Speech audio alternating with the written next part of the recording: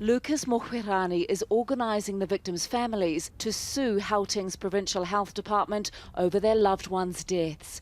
His brother only survived for 2 weeks after being moved from a reputable mental health unit to a place he says wasn't fit for purpose. Firstly, my brother said, this new place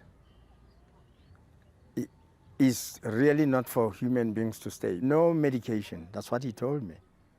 No care worker, because all I saw on that day when I visited him, two cooks serving as care workers.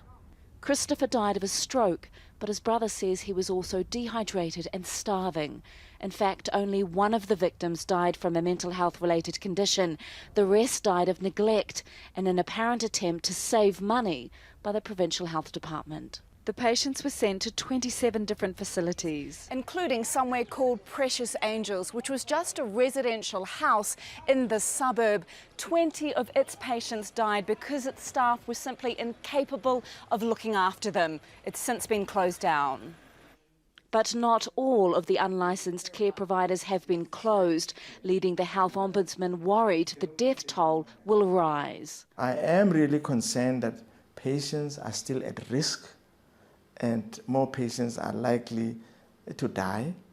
And one of my recommendations was that the provincial departments and the national department must go and remove all these patients and try and accommodate them in places that are licensed. The local government says it's working on it and that those responsible will be held accountable. Where there are criminal charges, obviously the relevant authorities would have to make a determination with regard to that.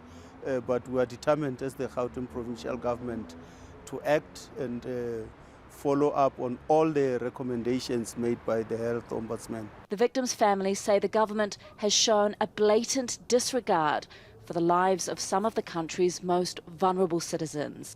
Tania, Al Jazeera, Pretoria.